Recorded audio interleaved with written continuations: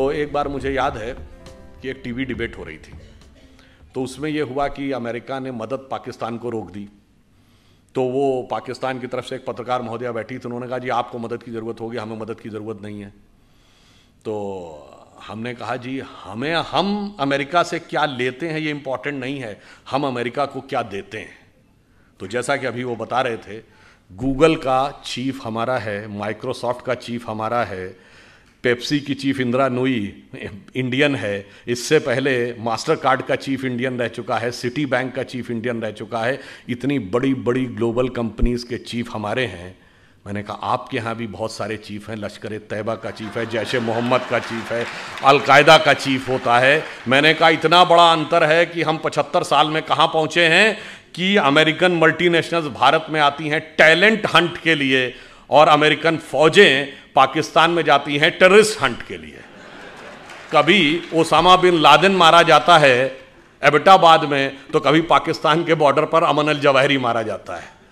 और इतना ही नहीं, हम अमेरिका को सिर्फ इतना ही नहीं देते हैं। जैसा कि अभी मोहित जी कह रहे थे कि भाई मैं तो बिजनेस का व्यक्ति हूं, तो समाज, राजनीति, आध्यात्म, इस विषय पर तो मैं नहीं बोलूंगा। मैं तो बताता हूं कि बिजनेस और आध्यात्म का भी हमारे यहां कैसा कनेक्शन है। हम सब व्हाट्सएप यूज करते हैं, फेसबुक यूज करते हैं, तो उसका ओनर कौन है? Mark Zuckerberg.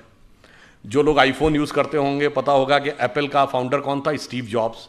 अब ये मार्क जुकरबर्ग ने खुद कहा कि एप्पल के फाउंडर स्टीव जॉब्स ने उनसे कहा था कि अगर जिंदगी में कभी इतना बुरा वक्त आ जाए कि तुम्हें लगे कि तुम्हारा कॉन्फिडेंस ही खत्म हो गया है, पूरी तरीके से हताश हो गए हो, तो ऐसा करना, भारत में जाना, वहां नैनीताल जिले में कैची में नीम करोरी बाबा का एक आश्रम है, वहां जाके तुम्हें एक नई ऊर्जा मिलेगी। और मार्क जुकरबर्ग ने कहा कि मैं आया, वो दौर जब आया और मुझे एक नया कॉन्फिडेंस मिला और जाके फिर मैंने नए सिरे से यह रचना प्रारंभ की।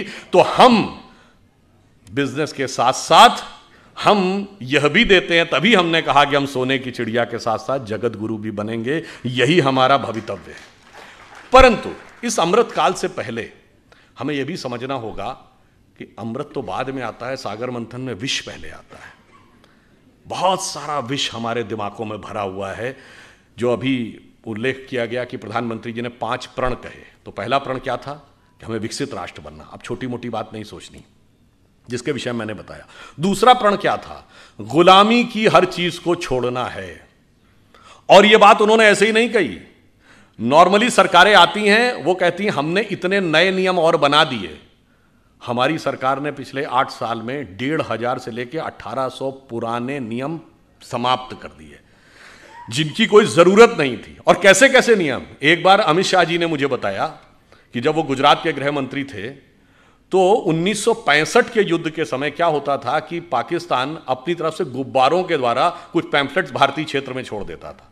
उनका कहना था 2001 तक उसकी रिपोर्ट बन के आती थी कि इस हफ्ते कोई गुब्बारा या उसके द्वारा कोई पैम्फलेट भारत के क्षेत्र में नहीं लाया गया, और उसके लिए भी ड्यूटी लगी रहती थी। ये उदाहरण है कि कितने रिडंडेंट यानी कालबाह्य नियम भी थे, उन सबको समाप्त किया।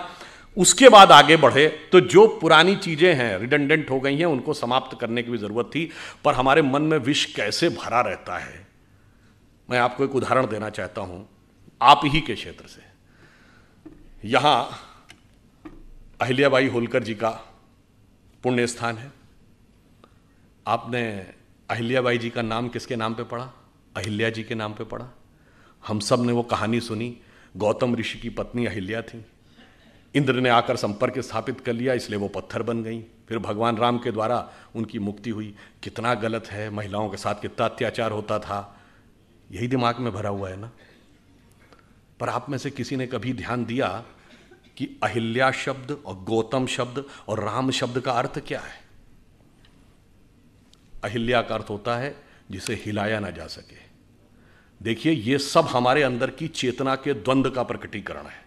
क्योंकि जब भगवान जन्म लेते हैं तो केवल एक सामान्य, उसके लिए लीला क्यों कहते हैं? वो एक एक जून के जीवन की घटना हमारे अंदर की चेतना का एक प्रकटीकरण है। मन की वह अवस्था जिसे विचलित नहीं किया जा सके, जिसे जरा भी हिलाया ना जा सके, वह है अहिल्या। जब मन उस अवस्था में पहुंचता है। अहिल्या किसकी पत्नी है? गौतम ऋषि की। तम शब्द का अर्थ क्या है? अंधकार। गौ का अर्थ होता है जाना। जब आप अंधकार के परे चले जाते हैं और ज्ञान के प्रकाश का साक्षात्कार करते हैं, तब चेतना उस अवस्था में पहुंचती है जिसे विचलित नहीं किया जा सकता। यह गौतम और अहिल्या के पति पत्नी होने का अर्थ है। और इसमें एक और बात है, आपको नहीं पता होगा, यह अंग्रेजी का जो गो शब्द है ना, जिसका मतलब जाना, वो संस्कृत के गो से निकला है। यही गो शब्द का अर्थ है जाना। गौतम का यही अर्थ है, तम के परे जाना। 10 बार आया है रामचरितमानस में, गो गोचर लग जा मन जाई तो जानो माया भरमाई। मगर हमारे दिमाग में भरा है कि गो अंग्रेजी का शब्द है। हमारे यहां गोचर, ग्रहों की गति को गोचर कहते हैं ना। आज का गोचर, ज्योतिषी से पूछे, कहता आज का गोचर, ये सब गो शब्द जाने से बना है। अब इंद्र कौन है? इंद्र शब्द का अर्थ जानते क्या है? बहुत बार हम लोगों ने सुना, खूब हमारे यहाँ कहानियों में है कि जैसे ही कोई एक ऋषि तपस्या करने लगा तो इंद्र ने जो है अपना अप्सराएं भेजकर उसकी तपस्या भंग करने का प्रयास किया, क्योंकि इंद्र का आसन डोलने लगा। इसका क्या अर्थ है? इंद्र शब्द का अर्थ जानते क्या है? आपने ईंधन वर्ड सुना है? फ्यूल के लिए यूज होता है, सोर्स ऑफ एनर्जी। ये ईंधन शब्द इंद्रन शब्द का अपभ्रंश है। इंद्रिय शब्द इंद्र से निकला है। हमारी सारी सांसारिक इंद्रियों की जो सोर्स एनर्जी है, दैट इज इंद्र। और जब कोई तपस्या करता है तो इसका अर्थ क्या हुआ? वो इंद्रियों को कंट्रोल करने की कोशिश करता है, तो इंद्र का आसन डोलता है, यानी इंद्रियों की सत्ता कमजोर पड़ती है। तो बाय लॉ ऑफ इनर्शिया इंद्रियां सबसे ज्यादा तेजी से उसके ऊपर इनर्शिया बैक फोर्स मारती हैं। और वो सबसे ज्यादा किस पे मारेंगी? मानसिक रूप से मानेंगे, कि मन सबसे प्रबल इंद्रिय है। इसीलिए कभी आपने ध्यान ही नहीं दिया होगा कि अप्सराओं के नाम क्या? मेनका, जहां पर मन एकाग्र हो, उर्वशी, हृदय को वश में करने वाली। ये सब प्रवृत्तियां हैं जो जाकर हमारे मन पर अटैक करती हैं।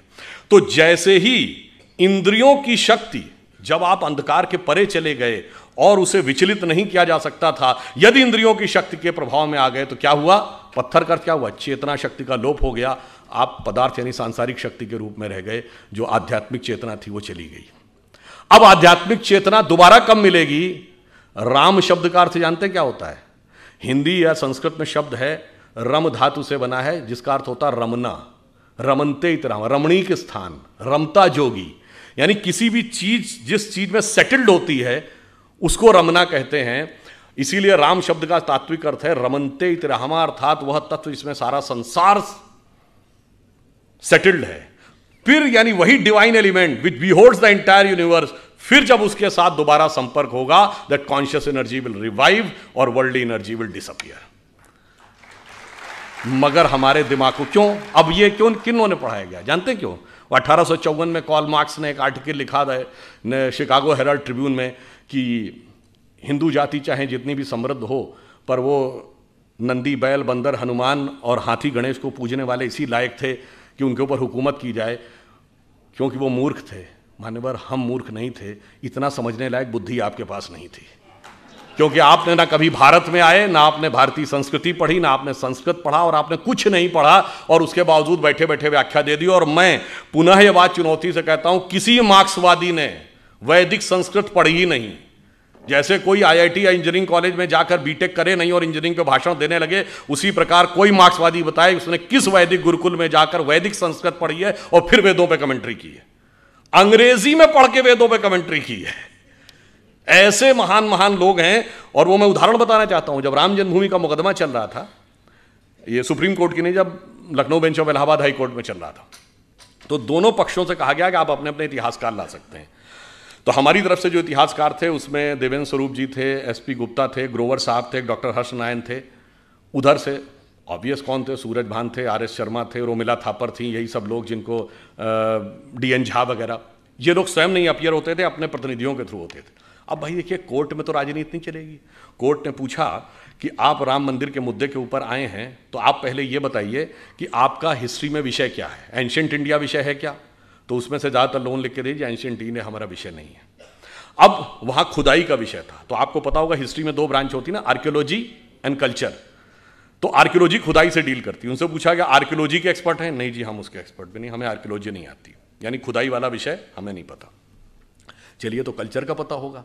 अब कल्चर तो किसी लैंग्वेज में लिखा रहता है, सारे डॉक्यूमेंट्स 2 ही भाषाओं में थे, संस्कृत और फारसी।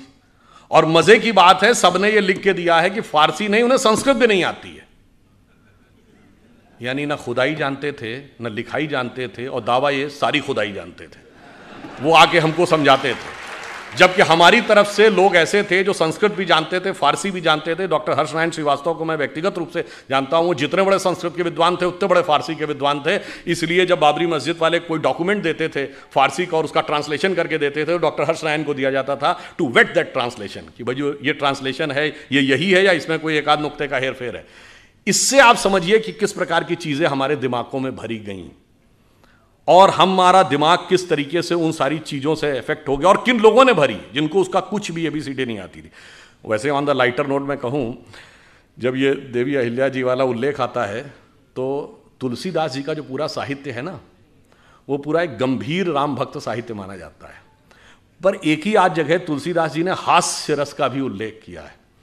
कवितावली में वो लिखते हैं कि जब भगवान राम चित्रकूट पहुँचते हैं तो वहाँ के जब साधु सन्यासियों को पता चलता है कि भगवान राम आए हैं, तो वो बेचारे वर्षों बरस से व्रत कर रहे थे, तपस्या कर रहे थे, तो उनको लगा कि इनके पैर के स्पर्श होने से कोई पत्थर की शिला स्त्री बन जाती है। तो सब एक एक शिला लेके आ गए कि शायद ये एक सुंदर स्त्री बन जाए तो मेरा भी जीवन जो कष्ट का है कोई मुझे भी अच्छे ढंग से हमारा सहयोग करने के लिए मिल जाए। तो उसको उन्होंने लिखा है कि विंध्य के वासी उदासी तपोव्रत धारी महाबिनु नारी दुखारे, और गौतम तीय तरी तुलसी सो कथा सुनिबे मुनि वृंद पखारे, होए हैं शिला सब चंद्रमुखी परसे पद मंजुल कंज तिहारे, और कीन भली रघुनायक जीव करना करी कानन को पगधारे। तो मतलब उन्होंने हास्य का भी प्रयोग किया। ये तो एक चीज हुई। अब दूसरी बात आई है, जिस जमाने में देवी अहिल्याबाई होलकर यहां पे रूल कर रही थी, 18th सेंचुरी, आपको पता है उस समय यूरोप में क्या था? 1542 से वहां पर विचक्राफ्ट एक्ट था। विचक्राफ्ट एक्ट का मतलब होता किसी भी महिला को चुड़ैल घोषित करके जला दिया जाता था।